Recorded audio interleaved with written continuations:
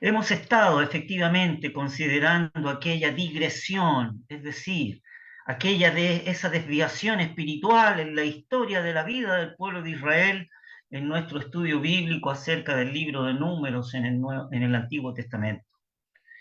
Además, hemos quedado pasmados ante este paupérrimo estado espiritual de la nación de Israel.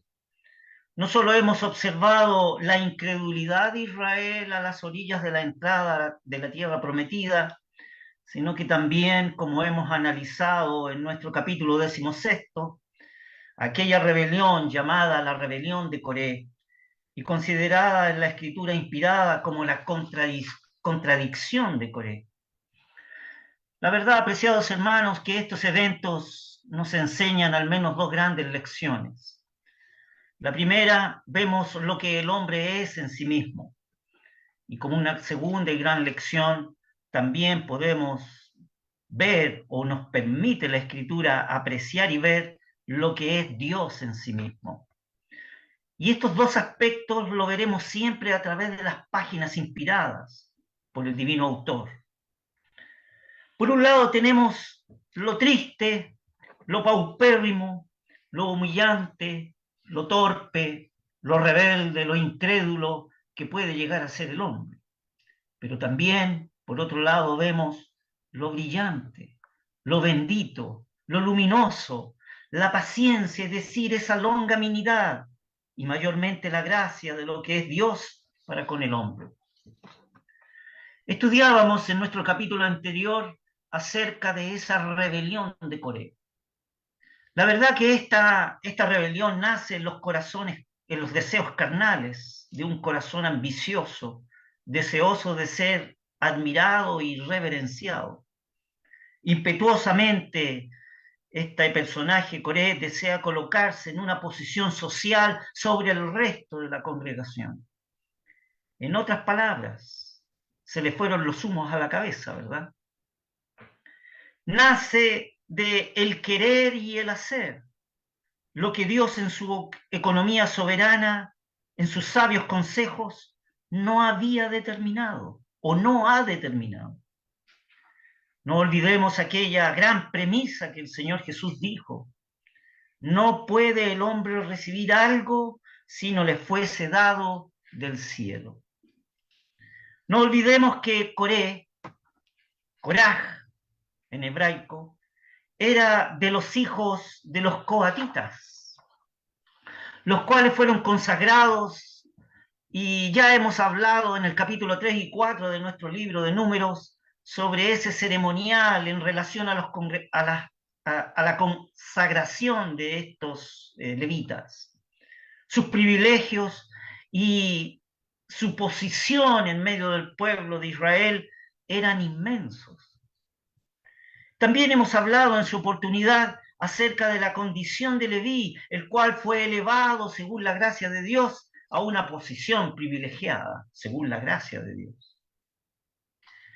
En su consagración, la de Leví, observábamos que ellos tenían que ser lavados con agua, que era un símbolo de la regeneración, es decir, ese era la muerte, un símbolo de la muerte del viejo hombre. Pero además, la consagración de estos levitas tenían que pasar navaja constantemente sobre su cuerpo, y de aquí, fíjese, deriva el nombre Coré, que en hebraico es Coraj, y significa uno que es depilado, es decir, es un hombre que es lampiño, dando la característica, ¿verdad?, de que en su consagración como levita, como obrero levita, no solo tenía que ser lavado con agua, ¿no es cierto?, símbolo de la muerte del viejo hombre, sino que tenía que pasar navaja sobre todo su cuerpo, símbolo de la condenación diaria que tenía que hacerse de sí mismo, y al pasarse navaja por todo su cuerpo, simbolizaba el despojarse así de todo lo que brota de nuestra naturaleza pecaminosa. De esa manera, entonces expresaban estos obreros consagrados por Dios, levitas, expresaban su espiritualidad y su consagración a Jehová. Ellos fueron presentados ante el pueblo de Israel y tuvieron esa aceptación, esa presentación y esa comisión en el trabajo que tenían que hacer. Su servicio ya estaba determinado. Y podríamos recordarlo brevemente allá en el capítulo 8 de Números. Fíjese que en el capítulo 8 de Números el texto 15 dice así: y después de eso vendrán los levitas a ministrar en el tabernáculo del testimonio. Y la escritura dice: los espiarás pues y los ofrecerás en ofrenda. Y en el texto 19 dice: y yo he dado en don los levitas a Aarón y a sus hijos de entre los hijos de Israel, para que sirvan el ministerio de los hijos de Israel en el tabernáculo del testimonio y reconcilien a los hijos de Israel, porque no haya plaga en los hijos de Israel, llegando los hijos de Israel al santuario. Es decir, estos obreros levitas, consagrados al Señor, bañándose con agua y pasándose navaja en sus cuerpos, eran ministros y estaban para servir en el tabernáculo. Podríamos recordar entonces que estos obreros levitas se dividían en tres clases, digamos, tres castas. Primero estaban los gersonitas, estaban a cargo de las cortinas y las cubiertas del tabernáculo. Estaban los meraritas, encargados de las tablas, bases, cuerdas y estacas del tabernáculo. Y estaban los coatitas. Aquí dentro de los coatitas estaba Coré. Los cuales estaban destinados a llevar el santuario. Entonces, ¿quién podría apreciar tal gracia y tal privilegio que estos obreros tenían delante del Señor? Fueron aceptados, fueron presentados y fueron comisionados, no solo al ministerio, sino que como obreros a trabajar cada una de las castas en los distintos servicios que Jehová había determinado. Pero parece que en el caso de Coré,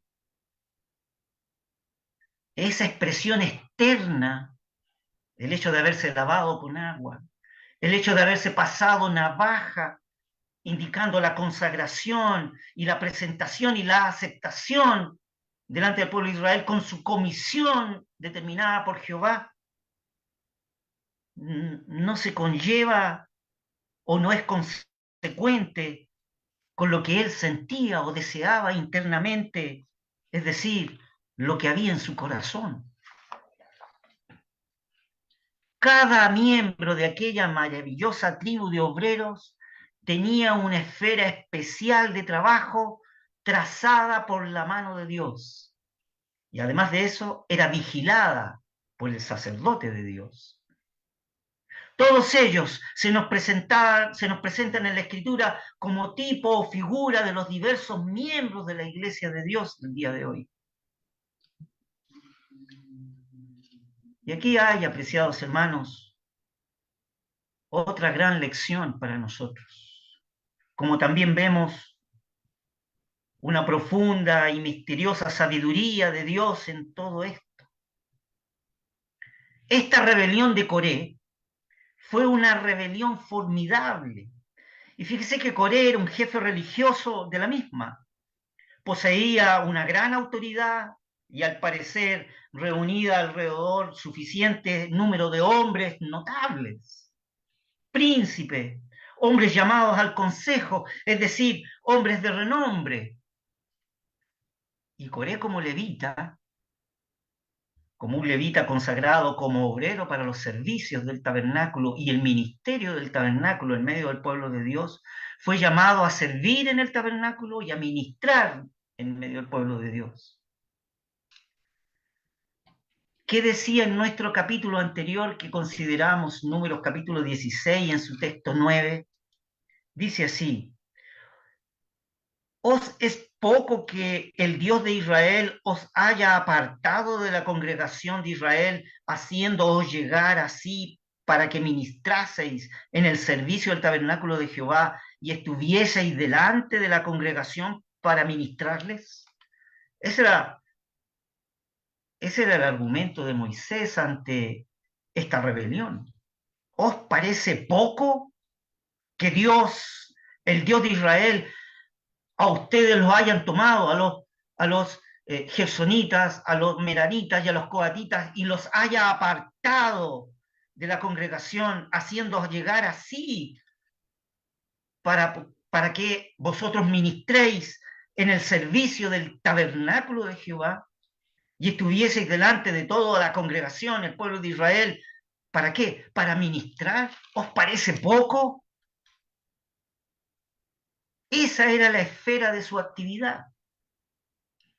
Pero ¿qué deseaba Coré? ¿Qué ambicionaba Coré en su corazón? ¿A qué aspiraba? A ser un sacerdote. Parecía de que al ver las vestimentas de honra y hermosura del sumo sacerdote, por ahí hay un estudio de unos pequeños audios acerca de las vestimentas del sumo sacerdote. Sería bueno que pudieses estudiar o escuchar aquellos audios que están grabados allí en la plataforma de la iglesia Esmirna en YouTube.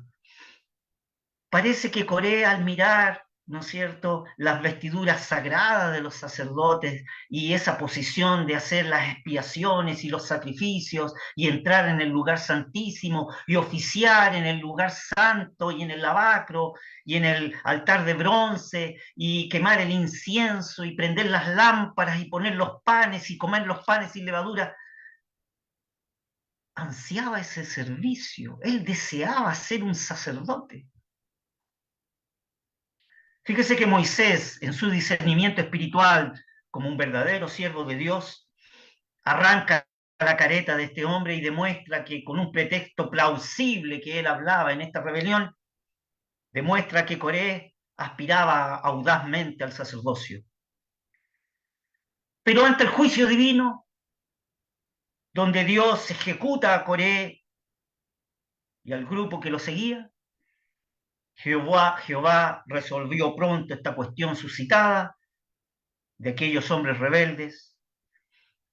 Pero nos queda entonces hacernos una gran pregunta. ¿Hay aquí alguna lección para nosotros en el día de hoy?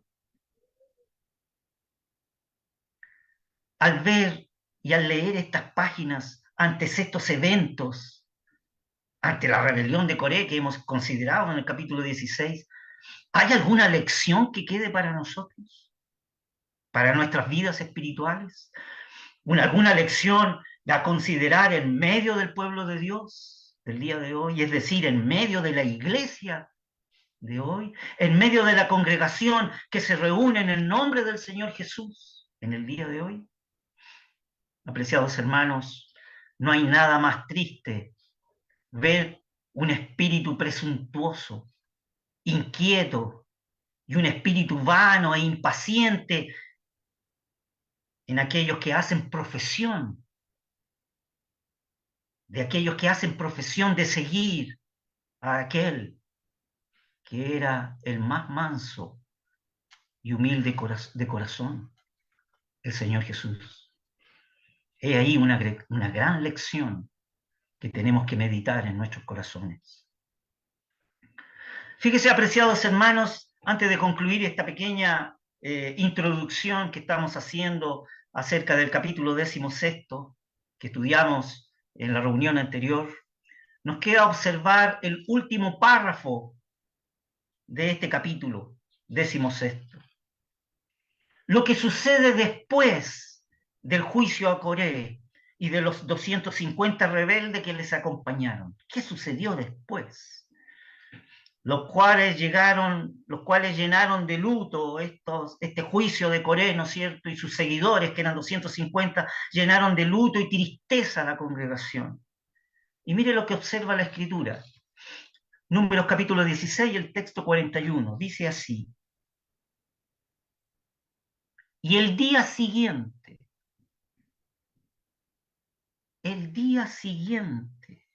fijémonos bien, al día siguiente del juicio que sucedió a Coré. No fue al cabo de un año, no fue al cabo de un mes, ni siquiera fue al cabo de una semana después de este juicio, sino al día siguiente. ¿Y qué sucedió al día siguiente en el pueblo de Israel? Leámoslos. El texto 41 al texto 45 de Levítico, de Números capítulo 16. El día siguiente toda la congregación de los hijos de Israel murmuró contra Moisés y Aarón diciendo: vosotros habéis muerto al pueblo de Jehová. Y aconteció que, como se juntó la congregación contra Moisés y Aarón, miraron hacia el tabernáculo del testimonio, y he aquí la nube lo había cubierto, y apareció la gloria de Jehová. Y vinieron Moisés y Aarón delante del tabernáculo del testimonio, y Jehová habló a Moisés diciendo: apartaos de en medio de esta congregación y consumirélos en un momento. ¿Y qué sucedió? Moisés y Aarón, ellos se echaron sobre sus rostros. Al día siguiente de haber visto esta tremenda rebelión y haber visto el juicio de Israel, el juicio de Coré y los suyos en Israel,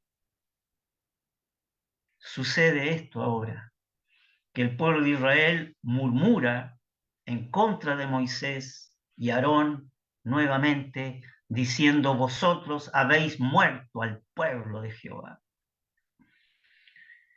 Y aquí hubo otra vez un motivo más para que Moisés intercediera ante la asamblea entera que estaba amenazada de una rápida destrucción. La espada de juicio estaba a punto de caer sobre la congregación, y ellos ahora, ante la intercesión de Moisés y Aarón, el pueblo ahora encuentran su única esperanza en ese sacerdocio instituido por Dios, que ellos mismos estaban despreciando y murmurando. Ante esta intercesión de Moisés y Aarón, la nube del incienso sube hasta Dios. Entonces la mortandad que había empezado en medio del pueblo de Israel cesa. Qué terrible condiciones del corazón humano, ¿verdad? Apreciados hermanos, aquí hay una gran lección para nosotros, porque lo que sucede o lo que sucedió allá en el desierto con el pueblo de Israel en sus actitudes conforme a su corazón, sucede en el día de hoy también. Muy bien, teniendo entonces este cuadro de fondo, consideremos ahora este capítulo 17 y veamos qué lecciones Dios tiene para nosotros. Números capítulo 17. La palabra del Señor dice así: y habló Jehová a Moisés diciendo: habla a los hijos de Israel y toma de ellos una vara por cada casa de los padres. De todos los príncipes de ellos, 12 varas conforme a las casas de sus padres. Y escribirás el nombre de cada uno sobre su vara. Y escribirás el nombre de Aarón sobre la vara de Leví, porque cada cabeza de familia de sus padres tendrá una vara. Y pondrás en el tabernáculo del testimonio, delante del testimonio, donde yo me declararé a vosotros. Y será que el varón que yo escogiere, su vara florecerá. Y haré cesar de sobre mí las quejas de los hijos de Israel con que murmuran contra vosotros. Y Moisés habló a los hijos de Israel, y todos los príncipes de ellos les dieron sus varas, cada príncipe por las casas de sus padres una vara, en todas 12 varas. Y la vara de Aarón estaba entre las varas de ellos. Y Moisés puso las varas delante de Jehová en el tabernáculo del testimonio. Y aconteció que el día siguiente vino Moisés al tabernáculo del testimonio, y he aquí que la vara de Aarón de la casa de Leví había brotado, y echado flores, y arrojado renuevos, y producido almendras. Entonces sacó Moisés todas las varas delante de Jehová a todos los hijos de Israel, y ellos lo vieron, y tomaron cada uno su vara.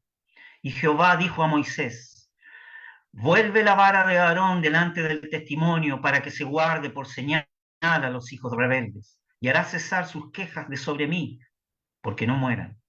E hízolo Moisés, como le mandó Jehová, así hizo. Entonces los hijos de Israel hablaron a Moisés diciendo: he aquí nosotros somos muertos, perdidos somos, todos nosotros somos perdidos. Cualquiera que se llegare, el que se acercare al tabernáculo de Jehová, morirá. ¿Acabaremos de perecer todos?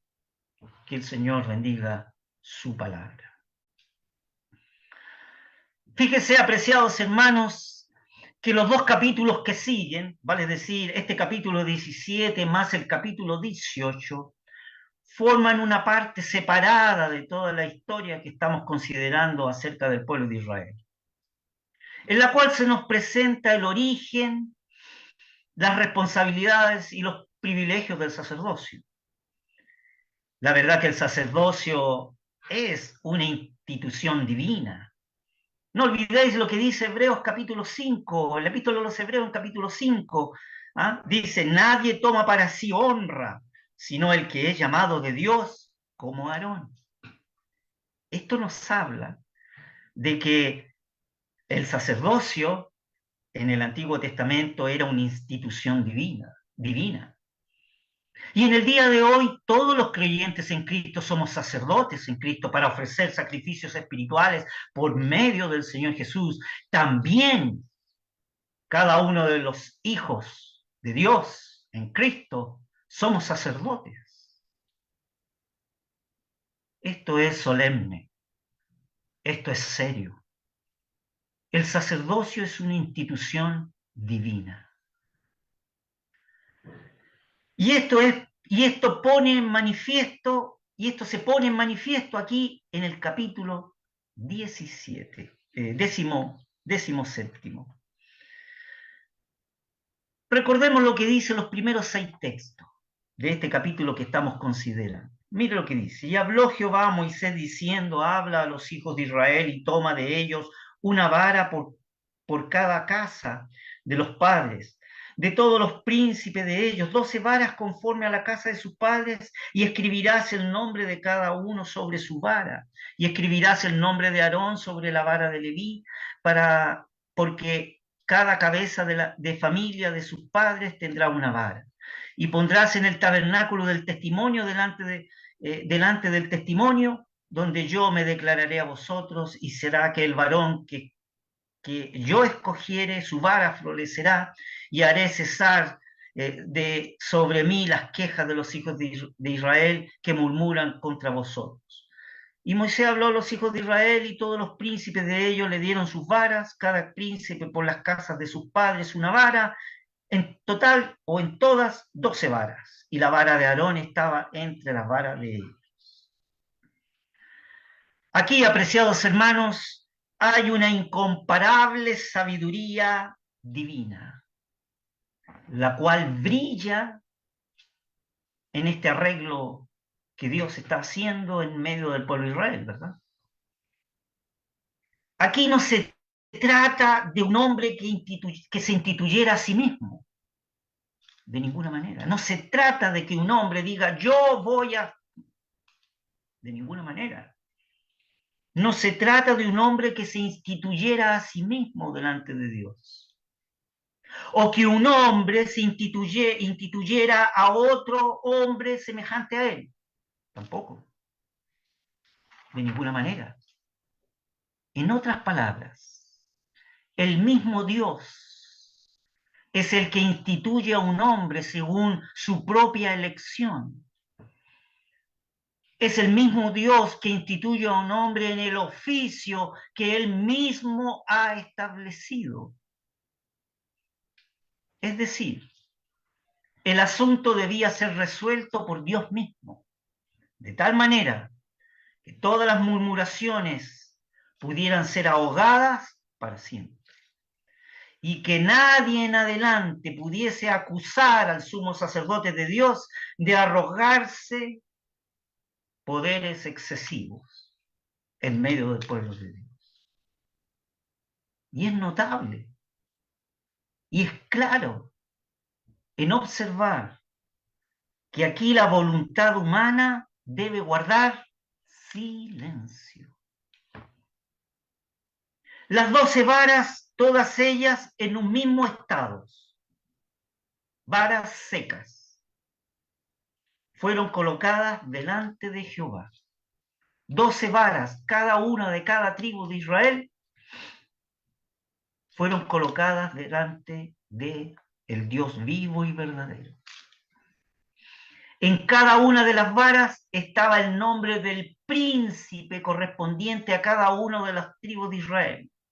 Y el mandato de Dios, donde hemos considerado en la lectura inspirada, que dice, en la vara de Leví pone el nombre de Aarón, el cual era el sacerdote, el sumo sacerdote, el sumo pontífice de Israel.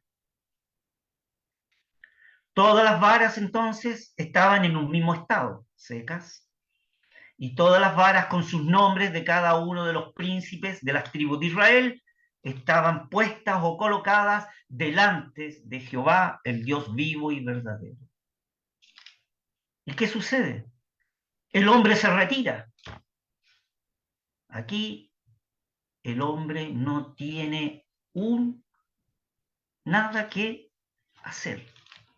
El hombre se retira.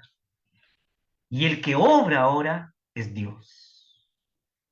¿Y cómo obra Dios? En su elección y en su soberanía. En sus consejos eternos, que siempre son buenos. Porque la voluntad del Señor siempre es buena, perfecta y agradable. Aquí Dios va a actuar entonces en su soberanía. Aquí no hay, como decíamos, lugar ni ocasión para la intervención humana. Dios, en su soledad, en esa soledad profunda del santuario, en esa soledad profunda, en esa oscuridad profunda del tabernáculo, lejos de los pensamientos humanos, lejos de la voluntad humana, lejos de la intervención humana, lejos de los pensamientos del hombre, la gran cuestión del sacerdocio iba a ser fijada por decisión divina.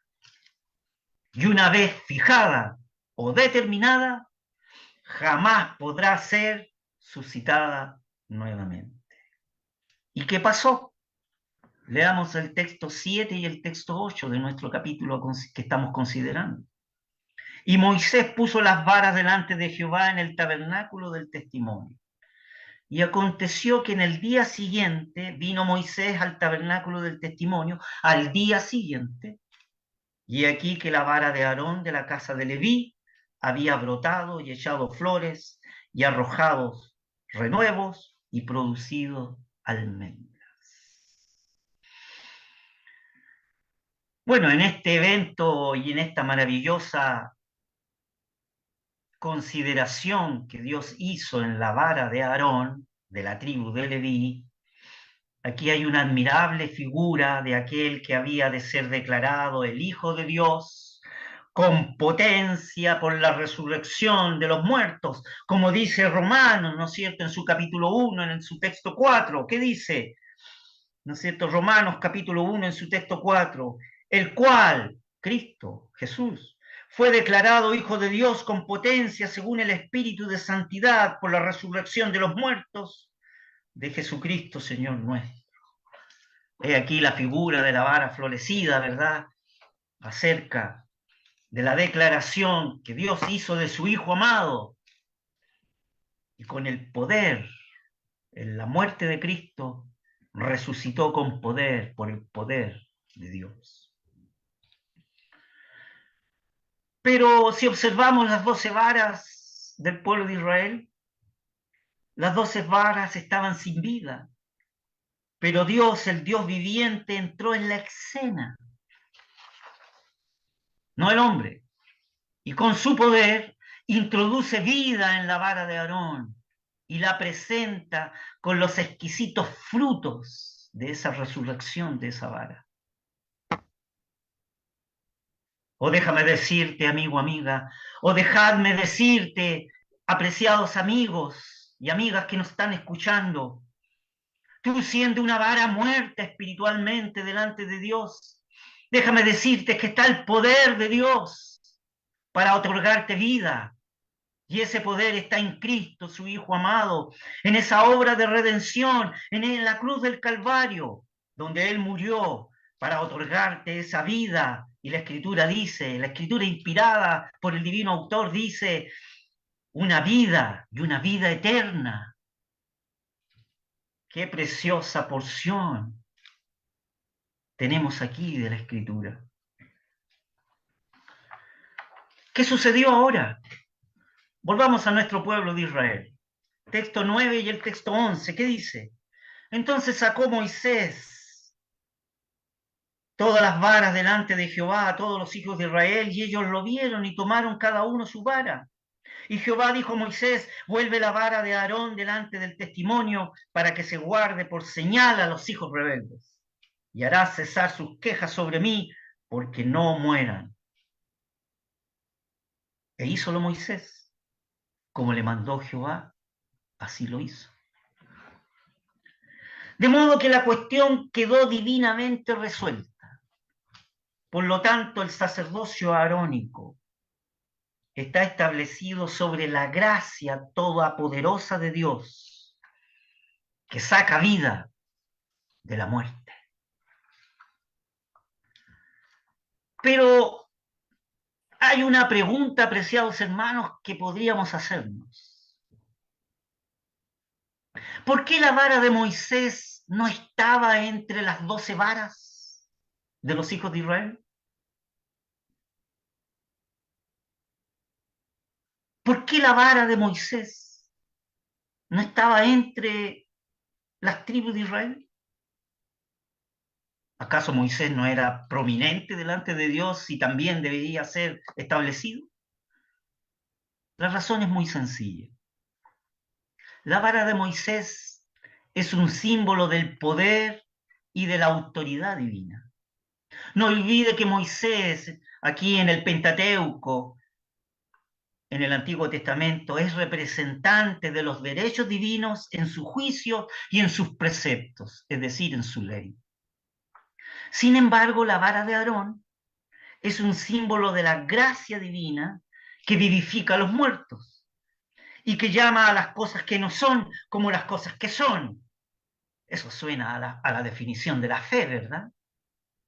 Entonces Aarón es el representante de la gracia divina con toda la provisión de la misericordia que Dios ha hecho en los sacrificios y en las intercesiones. Ahora bien, podemos observar, apreciados hermanos, el poder y la autoridad que podía guiar al pueblo a través del desierto, ¿sí? El poder y la autoridad de Dios podía anonadar al rebelde y castigar al pecador, ¿sí? Pero la misericordia y la gracia eran indispensables para una congregación cuya condición, cuyo estado espiritual, como hemos considerado que era paupérrimo delante de Dios, un estado espiritual lleno de debilidad, donde el hombre tiene tan lleno de necesidades a causa del pecado. La gracia, solo la gracia de Dios, podía hacer brotar almendras de un palo seco. Pero también esa misma gracia de Dios podía conducir a Israel a través del desierto.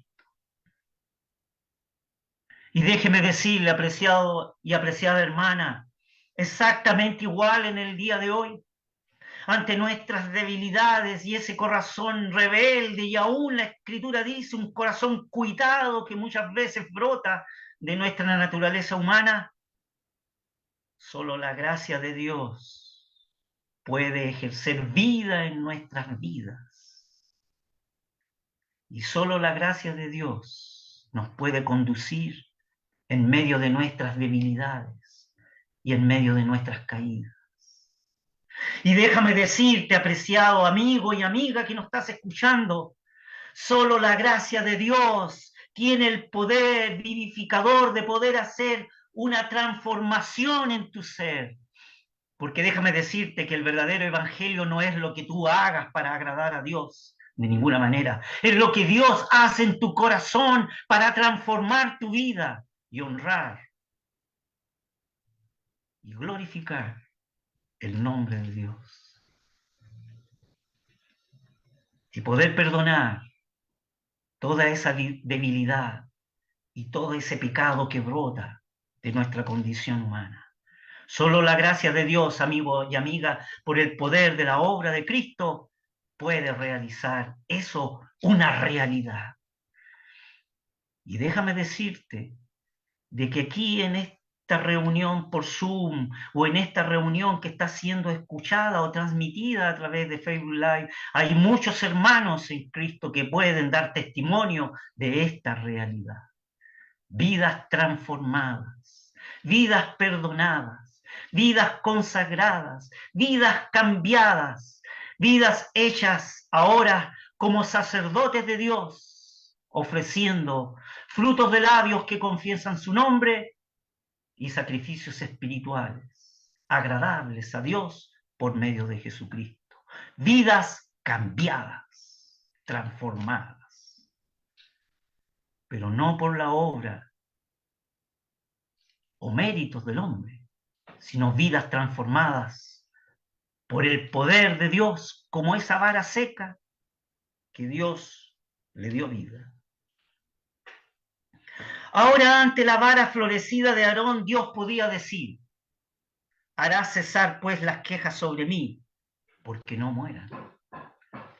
Ante la gracia de Dios, ante la vara florecida de Dios y la vara florecida de Aarón, siendo el príncipe de la tribu de Leví, el sumo sacerdote, entonces Dios podía por medio de este sumo sacerdote ofrecer y ejercer su gracia, su misericordia, su conmiseración, su piedad, su perdón, su longanimidad. Entonces Dios podía decir, al ver la vara de Aarón, podía decirle a Aarón: hará cesar sus quejas sobre mí, porque no mueran. Pero la vara de autoridad de Moisés podía quitar en medio las murmuraciones mediante un juicio severo de Dios. Sí, pero la vara de la gracia de Aarón podía hacer cesar la murmuración. Oh, apreciados hermanos, ¿acaso no sucede de igual manera en el día de hoy, en medio de nuestra congregación? La gracia de Dios. Bendita sea entonces la gracia de Dios para con nosotros. Bendita sea entonces la gracia de Dios para con la iglesia. Bendita sea entonces la gracia de Dios para con su pueblo amado en Cristo. Amén. Fíjese que ahora las últimas líneas de nuestro capítulo 17 proporcionan una prueba notable de la rapidez con que el espíritu del hombre pasa de un extremo a otro. Ante este evento, todo el pueblo de Israel han quedado mudos, porque Dios ha actuado, Dios ha hablado, Dios ha elegido y ha establecido, han quedado mudos. Y en vez de gozarse, confiar y alegrarse, el estado del corazón pasa de un extremo a otro. Mire lo que dice el texto 12 y el texto 13 de nuestro capítulo que estamos considerando. Entonces los hijos de Israel hablaron a Moisés diciendo: he aquí nosotros somos muertos, perdidos somos, todos nosotros somos perdidos. Y expresan con angustia y poca fe y sin esperanza. Cualquiera que se llegare al que se acercare al tabernáculo de Jehová morirá. Acabaremos de perecer todos. Hemos considerado en el capítulo anterior, el 16, vimos el atrevimiento imprudente en la presencia misma de la majestad divina, cuando debería haber habido una humildad profunda. Y aquí ahora el pueblo de Israel ante la gracia divina y sus maravillosos recursos de la gracia divina, ahí las riquezas de su gracia, vemos que tienen miedo, tienen temor. No es un temor reverente, es miedo, un miedo espantoso. Y es más, vemos una desconfianza total. Oh, apreciados hermanos, esto siempre ocurre así. La simple naturaleza humana no comprende ni la santidad de Dios, ni la gracia de Dios. En un momento oímos palabras como toda la asamblea, todos ellos son santos, y en otro momento, he aquí nosotros somos muertos, perdidos somos, y todos nosotros estamos perdidos o somos perdidos. El espíritu carnal se enorgullece cuando debería humillarse. El espíritu carnal desconfía cuando debería confiar. Sin embargo, todo esto puede ser transformado. Todo este espíritu carnal puede ser transformado a una vida nueva por la bondad de Dios. Esta es una gran ocasión, apreciados hermanos, al considerar este capítulo 17, para revelarnos entonces en una forma perfecta y bendita las santas responsabilidades que tenemos como sacerdotes en Cristo, como también los tremendos privilegios de este sacerdocio espiritual, por los cuales debemos ofrecer sacrificios espirituales por medio de Cristo. De este modo, entonces, la contradicción de Coré nos enseña a ver cuál es el lugar que Dios nuestro Padre en su soberanía me ha asignado a mí, o cuál es el lugar en la soberanía de Dios que ha asignado a cada uno de los hijos de Dios en medio de la congregación. Y nos da un motivo profundo y solemne para meditar en nuestro corazón lo que significa la gran abundancia de las instrucciones espirituales, la cual nos ha proporcionado en esta historia, en este evento, la vara de Aarón.